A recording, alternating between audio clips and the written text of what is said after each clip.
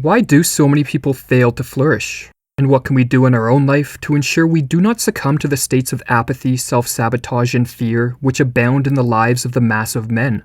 In a series of books, the 20th century psychoanalyst Karen Horney explored the idea that many people undermine their own well-being as a result of unconscious disturbances which influence their thoughts and behaviors.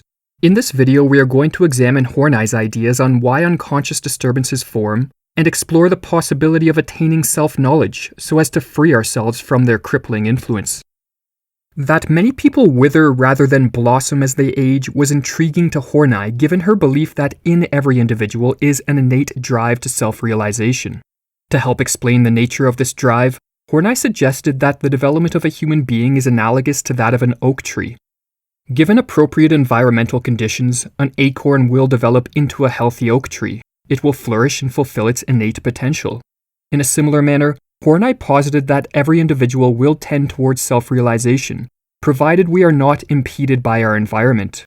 As she explains, "You need not, and in fact cannot, teach an acorn to grow into an oak tree, but when given a chance, its intrinsic potentialities will develop. Similarly, the human individual, given a chance, tends to develop the unique alive forces of his real self.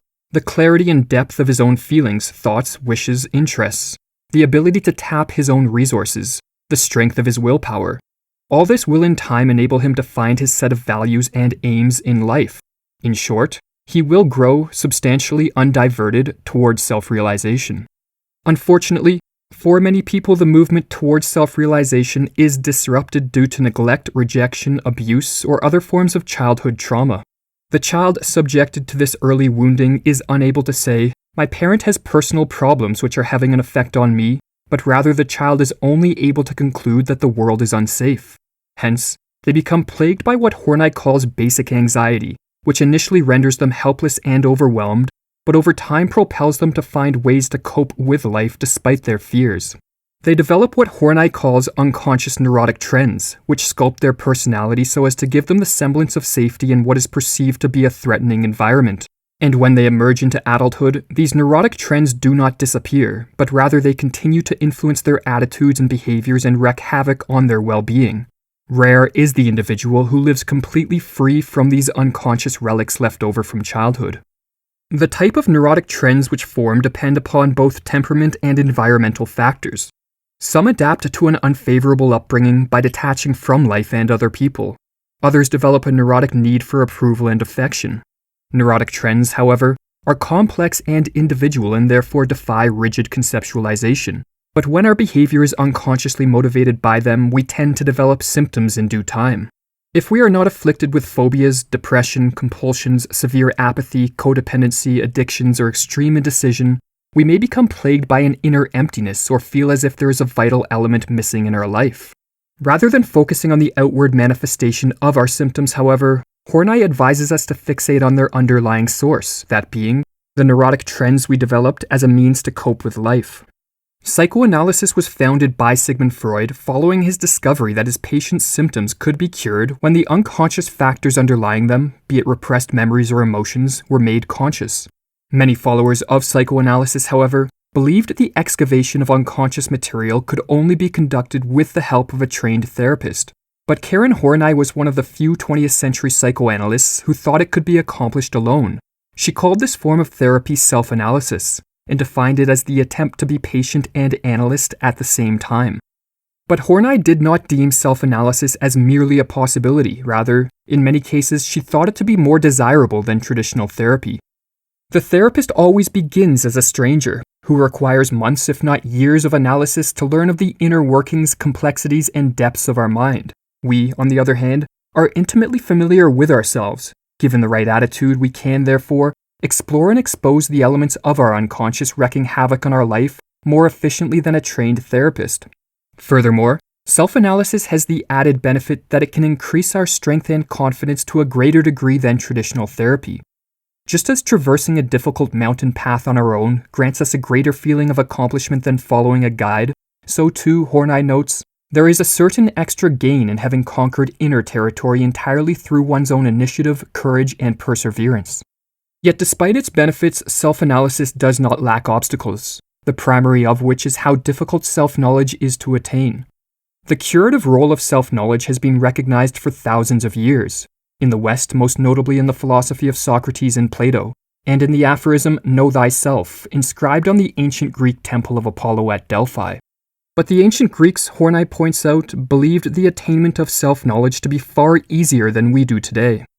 Exploring our inner depths, we now know, is no easy matter, but is rather akin to an adventure into an unknown territory full of surprises and potential dangers.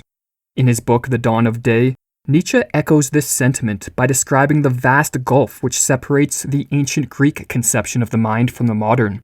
How simple were the Greeks in the idea which they formed of themselves, he writes. How far we surpass them in the knowledge of man, again. How full of labyrinths would our souls and our conception of our souls appear in comparison with theirs? If we had to venture upon an architecture after the style of our own souls, we are too cowardly for that. A labyrinth would have to be our model. Another obstacle which confronts us in self-analysis is fear.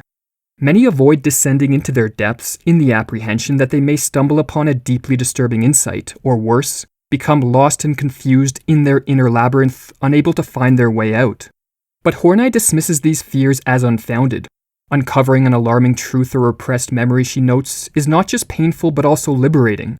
And furthermore, if we come upon a disturbing insight, Horney explains that it usually implies we are strong enough to endure and work through it. The mere fact that he has gone that far, she writes, indicates that his will to come to grips with himself is strong enough to prevent him from being crushed. But even given its difficulties, self-analysis can be highly effective and beneficial, provided we have a strong incentive to grow. Horney in fact deems our motivation to overcome our problems as the primary determinant in whether self-analysis is successful or not. Experience shows beyond any doubt, she writes, that patients can develop an amazing faculty of keen self-observation if they are bent on understanding their own problems. Therefore, if we find ourselves overly passive, deeply unhappy, or saddled with symptoms we can't seem to shake, we could try to kindle a burning desire to find the key to our problems and set aside time for self-reflection and self-observation. Shining a light on the hidden corners of our mind can be uncomfortable and painful, but such a task may be necessary not only to free ourselves from the neurotic trends we developed in childhood, but also to restore the innate growth forces within and keep us steadfast on the path of self-realization, continuously growing, in the words of Horney, from acorn to oak tree. Self-knowledge is not an aim in itself, she writes, but a means of liberating the forces of spontaneous growth. In this sense, to work at ourselves becomes not only the prime moral obligation, but at the same time, in a very real sense, the prime moral privilege. To the extent that we take our growth seriously, it will be because of our own desire to do so.